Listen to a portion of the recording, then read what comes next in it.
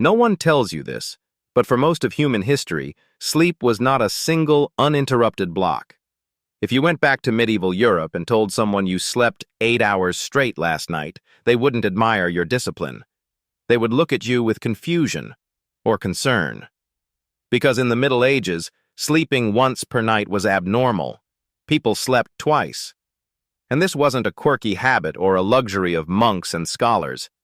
It was how farmers, craftsmen, nobles, and even kings structured their nights. They called it first sleep and second sleep, and between those two phases was a stretch of quiet wakefulness that modern society has almost completely erased. Yet today, if you wake up at 2 a.m. and can't fall back asleep, you're told something is wrong with you. Insomnia, anxiety, a broken circadian rhythm. But what if the real question isn't what's wrong with you? What changed? That question sits at the heart of this investigation, because the evidence is overwhelming. Medieval people weren't failing at sleep. They were following a biological rhythm that modern life has systematically crushed. The shock comes when you realize just how normal segmented sleep once was. Historical records are littered with casual references to it. Court transcripts describe crimes committed after first sleep. Medical manuals advise treatments to be taken between sleeps. Diaries mention prayers said, letters written, even babies conceived during that midnight interval. No explanation is offered, because none was needed. Everyone understood what between sleeps meant. This wasn't a secret ritual or an elite habit. It was common knowledge, which forces us to confront an uncomfortable truth. Our modern definition of normal sleep is historically brand new. To understand why medieval people slept this way, we first have to break a powerful modern assumption: the idea that humans are biologically designed to sleep in one long, uninterrupted stretch. That belief feels scientific, clean, efficient. It's also wrong. Before electric light, before factory schedules, before clocks ruled every hour of the night, darkness behaved differently. Night wasn't something to be conquered or ignored. It was long, quiet, and unavoidable. When the sun set, medieval homes fell into near-total darkness. Candles were expensive. Firewood was precious. Once the hearth dimmed, there was little reason and little ability to stay awake deep into the night. So people went to bed early, very early. Not at 11 p.m., often shortly after dusk. But here's the crucial detail: going to bed early does not mean sleeping through the night. After 3 to 4 hours, people naturally woke up, not startled, not anxious, just awake. This period could last anywhere from 30 minutes to 2 hours. During that time, people did what humans have always done when left alone with silence and darkness. They thought, prayed, talked, made love, tended fires, reflected on dreams. Then, without effort, they returned to bed for their second sleep until dawn. This pattern wasn't enforced. It wasn't taught. It emerged organically from biology interacting with an environment free from artificial light. Modern sleep science accidentally rediscovered this in the 1990s, when researchers placed volunteers in conditions of long darkness, mimicking pre-industrial nights. Within weeks, participants began sleeping in 2 distinct phases, separated by calm wakefulness. No alarms, no instructions, just the human nervous system reverting to an older rhythm. Historians had already been pointing to this for decades. The most influential work comes from Roger Ekirk, whose research uncovered over 500 historical documents referencing segmented sleep across Europe from antiquity through the early modern period. His conclusion was blunt: consolidated sleep is a cultural invention, not a biological mandate. So why does this matter? Because today, millions of people experience exactly what medieval sleepers expected: waking up in the middle of the night, and are told it's a disorder. We label it insomnia, prescribe sedatives, and teach people to fear wakefulness itself. But medieval people didn't fear that moment. They used it. In fact, many considered the time between sleeps spiritually and mentally special. A liminal state. Dreams from first sleep were believed to be more vivid, more meaningful. The quiet hours were ideal for prayer because the world itself seemed closer to silence and truth. This wasn't superstition alone. Neurologically, the brain during that interval behaves differently. Prolactin levels are higher, stress hormones are lower, thought becomes less linear, more associative, closer to meditation than anxiety, which raises a disturbing possibility. What if modern sleep problems aren't caused by stress, screens, or caffeine alone? What if they're caused by forcing an ancient brain into an unnatural schedule? To answer that, we have to identify the real turning point, the moment when segmented sleep collapsed into the single block we now defend as healthy. And that moment wasn't gradual. It was engineered by artificial light, by industrial labor, by clocks that demanded obedience instead of rest. But to see how thoroughly this transformation reshaped human nights, we need to follow the evidence forward, from medieval darkness into the lit, regulated world that replaced it. Because once sleep became something to optimize, it stopped being something to listen to. And that's where the real damage begins. The death of segmented sleep didn't happen because humans suddenly evolved better brains. It happened because darkness was eliminated.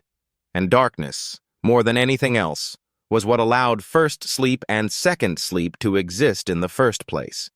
For thousands of years, night imposed a hard biological boundary. When the sun disappeared, so did productive activity. You could not easily read. You could not work fields. You could not run machines. Night forced stillness, and the human nervous system adapted to that stillness with a rhythm that made sense of it. But beginning in the late medieval period and accelerating violently in the 17th, 18th, and 19th centuries, that boundary was breached.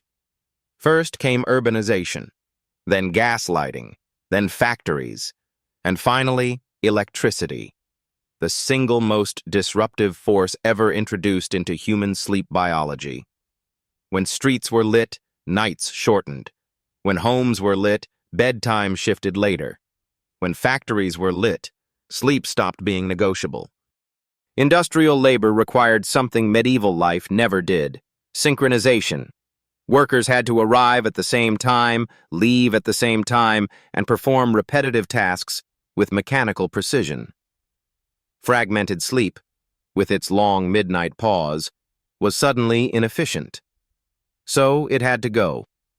Historians can trace this transition with eerie clarity. Mentions of first sleep and second sleep begin to decline sharply in European texts after the 17th century. By the early 19th century, the language nearly disappears, not because the biology vanished, but because society stopped allowing it. This is a crucial distinction. Human sleep didn't change. The rules around sleep did. Artificial light played a starring role. Gas lamps and later electric bulbs extended evenings deep into the night, suppressing melatonin and delaying the natural onset of sleepiness. People began going to bed later, but still had to wake early for work. That compression did something profound. It squeezed two sleeps into one. The quiet, wakeful interval didn't vanish. It became pathological. Now, instead of lying calmly awake after first sleep, people woke up panicked. Instead of returning gently to second sleep, they stared at clocks. Instead of accepting wakefulness as normal, they fought it and lost. By the time electricity became widespread in the late 19th and early 20th centuries, the transformation was complete. Night was no longer a biological environment. It was a social one. And once sleep became something to schedule, medicine stepped in to enforce compliance. Doctors began redefining healthy sleep as continuous, uninterrupted rest. Anything else was labeled defective. Pharmaceutical sedatives followed. Later, stimulants. The human nervous system was now expected to obey industrial logic. Sleep like a machine, recover like a machine, perform like a machine. But biology never signed that contract. This is where modern insomnia is born. Because the symptoms people report today, waking at 2 or 3 a.m., feeling alert but anxious, unable to fall back asleep, map almost perfectly onto the old midpoint between first and second sleep. The difference is interpretation. Medieval sleeper. This is normal. I will rest, then sleep again. Modern sleeper. Something is wrong with me. That fear alone is enough to trigger stress hormones, elevate cortisol, and block the return of sleep. What was once a neutral interval becomes a self-reinforcing spiral. Sleep medicine often treats this as a failure of discipline or hygiene. Don't nap, reduce caffeine, dim the lights. All useful, but incomplete. Because the deeper issue isn't poor habits. It's historical amnesia. We forgot that the human brain evolved to tolerate and even expect wakefulness in the middle of the night. When we erased that expectation, we turned a normal state into a crisis. There's another consequence that rarely gets discussed. Segmented sleep didn't just structure rest, it structured thought. That midnight interval was a psychological buffer, a time when people processed emotions, reflected on dreams, and recalibrated internally. Without it, emotional load accumulates. Stress has nowhere to dissipate. Sleep becomes the only place recovery is allowed, and that makes it fragile. Modern neuroscience hints at this loss. The brain during quiet nocturnal wakefulness enters a state rich in memory consolidation and emotional regulation. When that state is forcibly eliminated, the system compensates poorly, which may explain why sleep disorders exploded only after sleep was industrialized. This isn't nostalgia. No one is suggesting we return to candlelit homes and pre-dawn labor. But it does mean something radical. The way we sleep today is optimized for productivity, not for biology. And biology always collects its debt. The question now isn't whether medieval sleep was better. It's whether modern sleep is fundamentally misaligned. To answer that, we need to look at what happens when people stop fighting midnight wakefulness and start working with it instead. Because when you reframe the problem, a surprising truth emerges. Many people who think they're broken sleepers are actually sleeping exactly like their ancestors. They've just been taught to fear it. Here is the paradox modern sleep culture refuses to confront. The more aggressively you try to eliminate midnight wakefulness, the more power it gains over you. This is why so many people describe the same experience. They fall asleep easily. They sleep deeply for several hours. Then, around 2, 3, or 4 a.m., their eyes open. Their mind feels oddly clear, not exhausted, just awake. And that's when the damage begins.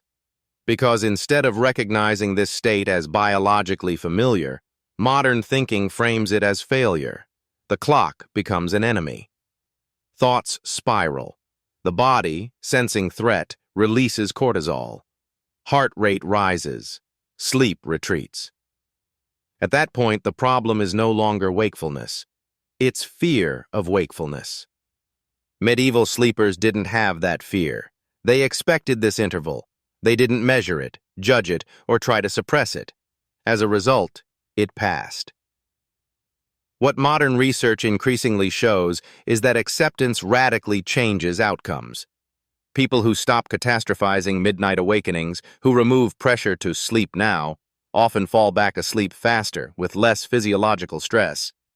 This is not psychology alone. It's neurochemistry. During the natural midpoint between sleeps, the brain is in a low cortisol, high prolactin state. This chemistry supports calm reflection, emotional processing, and memory integration. When anxiety intrudes, that chemistry flips. Stress hormones override the system designed to return you gently to rest. In other words, you're interrupting the mechanism meant to help you. This reframes the modern sleep crisis in an unsettling way. Many people don't suffer from too little sleep. They suffer from too rigid a definition of what sleep should look like. And once that definition loosens, something remarkable happens. People stop clock watching. They stop forcing sedation. They stop turning normal wakefulness into a nightly emergency. Instead, they do what humans did for centuries. They rest. This doesn't mean scrolling on a phone or flooding the brain with artificial light. Those genuinely disrupt the cycle. It means low-stimulation wakefulness, dim light, quiet thought, slow breathing, reflection, prayer, journaling, even simple stillness. Not productivity, not entertainment, presence. When treated this way, the interval between sleeps becomes restorative rather than destructive. Many people report deeper second sleep, more vivid dreams, and reduced daytime anxiety once they stop fighting the pattern. Ironically, the solution modern culture offers, total sleep consolidation, is often what keeps people trapped. Sleeping pills can knock you out, but they don't recreate natural architecture. They erase the space the nervous system evolved to use. This is why sleep optimization has failed so many people. It tries to dominate biology instead of listening to it. The medieval model reminds us of something profoundly uncomfortable. Humans are not designed for efficiency at night. We are designed for rhythm, for fluctuation, for darkness that allows both sleep and wakefulness to coexist without panic. Once you understand this, a final truth becomes impossible to ignore. Modern insomnia isn't a personal weakness. It's a cultural mismatch. We took a species shaped by firelight and long nights, then demanded it perform under LED suns and industrial schedules, and blamed individuals when they struggled. But your body hasn't forgotten. Every time you wake in the middle of the night calm but alert, it's not malfunctioning. It's remembering. Remembering first sleep. Remembering second sleep. Remembering a rhythm older than clocks. The tragedy isn't that we lost segmented sleep. It's that we lost permission to experience it without fear. And until that permission returns, no amount of optimization will restore what was never truly broken.